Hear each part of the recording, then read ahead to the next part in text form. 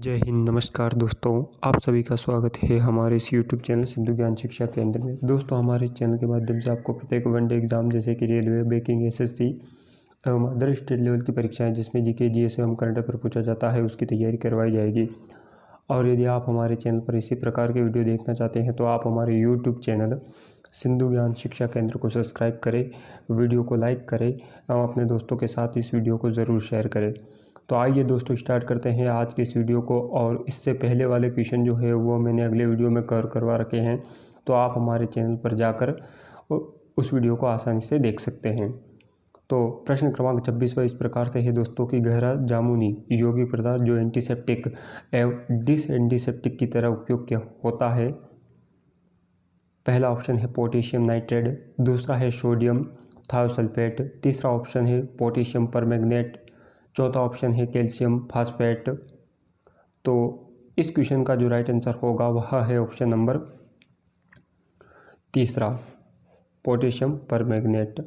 आगे बढ़ते हैं दोस्तों प्रश्न क्रमांक 27वें की ओर कि वायुमंडल में सबसे अत्यधिक प्रचुर अक्रिय गैस है।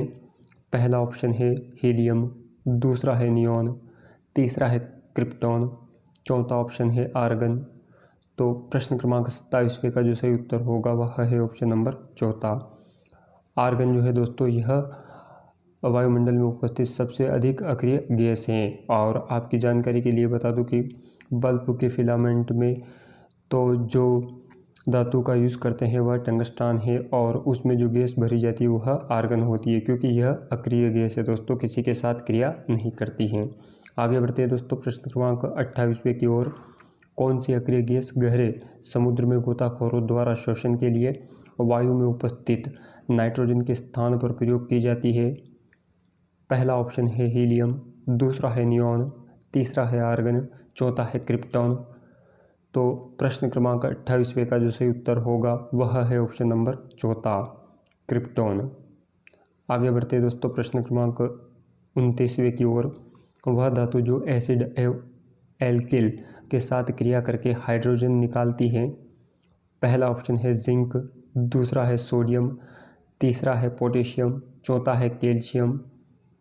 तो दोस्तों इस क्वेश्चन का जो राइट आंसर होगा वह है ऑप्शन नंबर पहला, जिंक।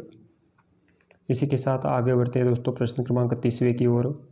निम्नलिखित में से कौन सा यौगिक गुर्दे की पथरी का निर्माण करने वाला सर्वाधिक सामान्य यौगिक है। पहला ऑप्शन है कैल्शियम ऑक्सलेट, दूसरा है मैग्नीशियम ऑक्साइड, तीसरा है सोडियम बाइकार्बोनेट, चौथा ऑप्शन है मैग्नीशियम साइट्रेट। तो बताइए दोस्तों इस क्वेश्चन का राइट आंसर क्या होगा। प्रश्न क्रमांक 30वें का जो सही उत्तर है वह है ऑप्शन नंबर पहला, कैल्शियम ऑक्सलेट। आगे बढ़ते हैं प्रश्न क्रमांक 31वें की ओर। निम्नलिखित में से कौन सा अंगूर में पाया जाने वाला मुख्य कार्बनिक अम्ल है। पहला ऑप्शन है एमिनो एसिड, दूसरा है टार्टेरिक एसिड, तीसरा ऑप्शन है ग्लाइकोलाइसिस एसिड और चौथा ऑप्शन है फार्मिक एसिड।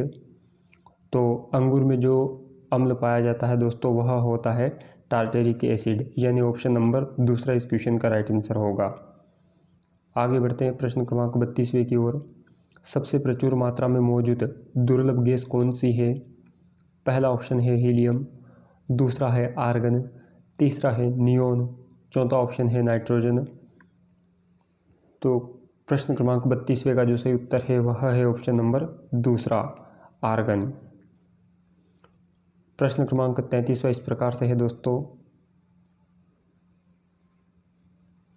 कि एक परमाणु के 3 आधारभूत अवयव कौन कौन से हैं।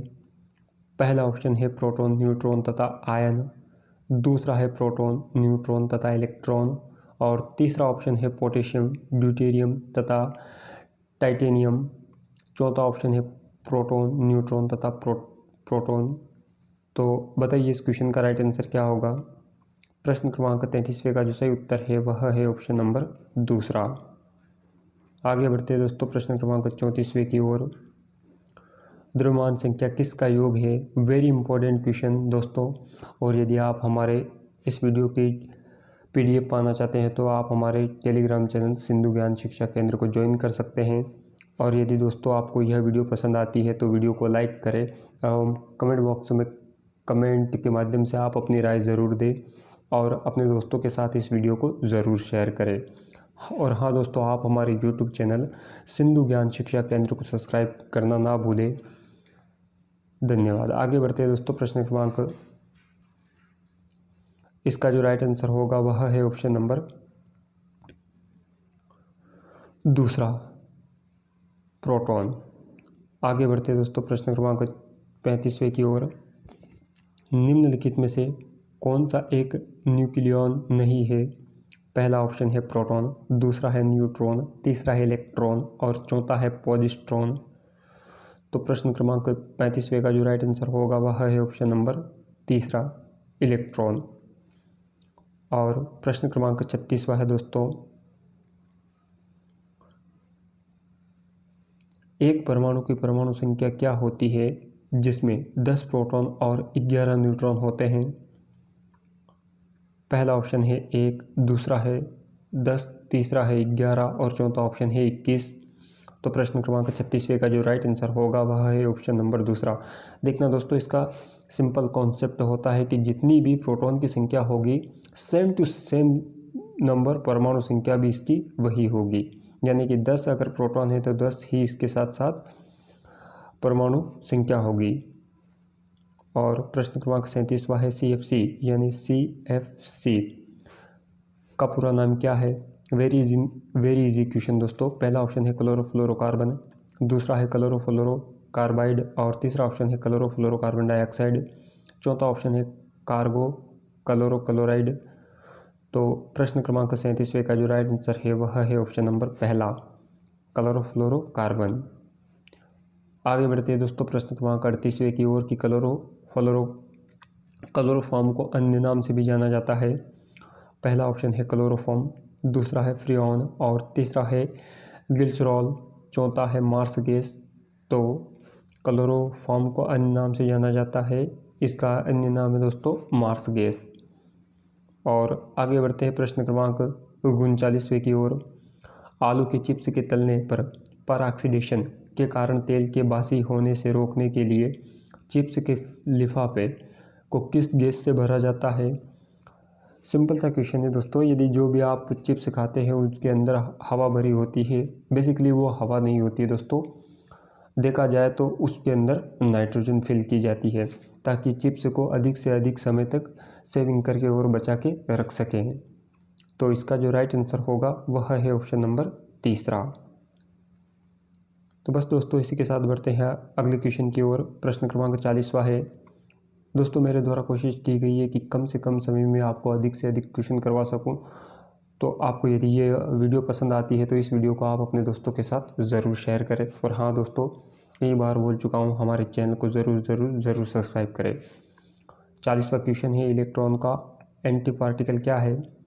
पहला ऑप्शन है पॉजिट्रॉन, दूसरा है प्रोटॉन, तीसरा है अल्फा पार्टिकल, चौथा है बीटा पार्टिकल।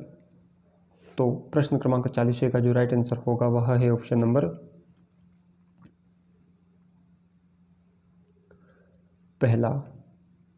आगे बढ़ते हैं दोस्तों, प्रश्न क्रमांक 41वें की ओर।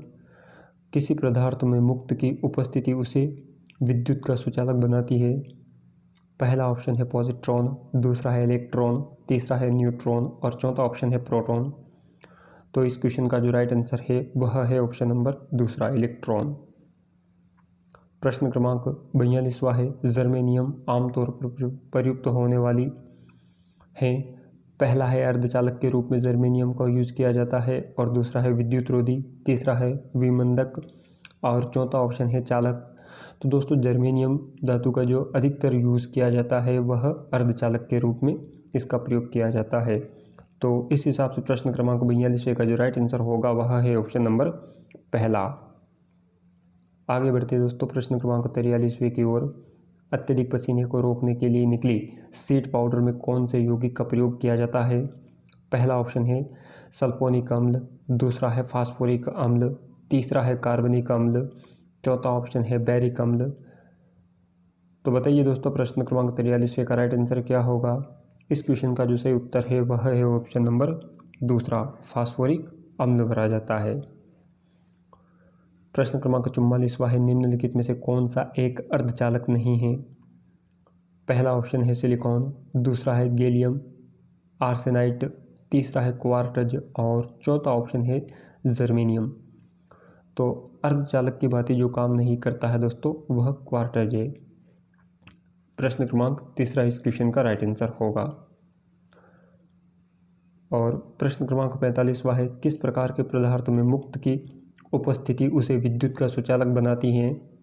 पहला ऑप्शन है पॉजिट्रॉन, दूसरा है इलेक्ट्रॉन, तीसरा है न्यूट्रॉन, चौथा है प्रोटॉन।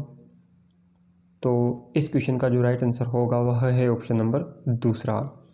और दोस्तों इससे पहले वाले वीडियो यदि आप देखना चाहते हैं तो हमारे YouTube चैनल की प्लेलिस्ट में जाकर आसानी से देख सकते हैं। इसके अलावा मैंने वहाँ पर कई सारे विषय को मेंशन कर रखा है ताकि आपकी प्रिपरेशन में जो है सुविधा हो सके। और प्रश्न क्रमांक 46वां है कि क्राइमोटिन किस धातु का अयस्क है? पहला ऑप्शन है एंटीमनी, दूसरा है बेरियम, तीसरा है आर्सेनिक और चौथा ऑप्शन है एल्यूमिनियम। तो दोस्तों इस क्वेश्चन का जो राइट आंसर होगा वह है ऑप्शन नंबर चौथा, एल्यूमिनियम का है। आगे बढ़ते दोस्तों प्रश्न क्रमांक 47वें की ओर की प्रतिशतता के आधार पर वायुमंडल में सर्वाधिक पाई जाने वाली गैस कौन सी है? पहला ऑप्शन है नाइट्रोजन, दूसरा है कार्बन डाइऑक्साइड और तीसरा ऑप्शन है हाइड्रोजन, चौथा ऑप्शन है ऑक्सीजन। तो बेसिकली देखा जाए दोस्तों तो वायुमंडल यानी एटमॉस्फेयर में सब सर्वाधिक जो गैस होती है वह नाइट्रोजन होती है। तो इस क्वेश्चन का जो राइट आंसर होगा वह होगा नाइट्रोजन। और यदि आपसे कार्बन डाइऑक्साइड की मात्रा पूछ ली जाए तो वह 0.03 के समथिंग होती है। और यदि ऑक्सीजन की पूछ ली जाए तो ऑक्सीजन की होती है 21%। और अन्य अदर में हाइड्रोजन वगैरह वगैरह आर्गन और कई सारी गैसें जो है एटमॉस्फेयर वायुमंडल में उपस्थित होती हैं। आगे बढ़ते हैं दोस्तों प्रश्न क्रमांक 48वें की ओर कि निम्नलिखित में से कौन सा एक भौतिक परिवर्तन है? कोयले का जलना, लकड़ी का जलना, प्लेटिनम कृषि बल को गर्म करना और पोटेशियम क्लोराइड को गर्म करना। तो प्लेटिनियम दोस्तों कुछ टाइपिंग एरर है तो ध्यान दें कि इसका जो थर्ड ऑप्शन है ये इस प्रकार है, प्लेटिनियम कोर कृषि बल को गर्म करना, जो होगा इस क्वेश्चन का राइट आंसर होगा। और इसी के साथ आगे बढ़ते प्रश्न क्रमांक 49वें की ओर कि इनमें से एक रासायनिक परिवर्तन नहीं है। पहला ऑप्शन है एक अंडा पकाना, दूसरा है एक आइस क्यूब पिघलाना और तीसरा है केक को ब्रेक करना यानी काटना और चौथा ऑप्शन है केला सड़ाना। तो प्रश्न क्रमांक 49वें का जो राइट आंसर होगा वह है ऑप्शन नंबर दूसरा। आगे बढ़ते हैं दोस्तों प्रश्न क्रमांक 50वें की ओर कि निम्नलिखित में से कौन सा एक रासायनिक परिवर्तन का उदाहरण है? पहला ऑप्शन है कागज का जलना, दूसरा है नरम लोहे का चुंबकित होना, तीसरा है जल में शक्कर का घुलना और चौथा ऑप्शन है जल में बर्फ के घनों का बनना। तो बताइए दोस्तों इस क्वेश्चन का राइट आंसर क्या होगा? इस क्वेश्चन का जो राइट आंसर है वह है ऑप्शन नंबर सेकंड, नरम लोहे का चुंबकित होना। तो दोस्तों ये थे आज के इम्पोर्टेंट 15 क्वेश्चन जो मैंने आपसे डिस्कस किए हैं। और यदि आप इसी प्रकार के अन्य वीडियो देखना चाहते हैं तो हमारे YouTube चैनल सिंधु ज्ञान शिक्षा केंद्र को सब्सक्राइब करें और वीडियो को लाइक करें एवं यदि यह वीडियो आपको पसंद आती है तो अपने दोस्तों के साथ ज़रूर शेयर करें। जय हिंद, जय भारत, धन्यवाद दोस्तों।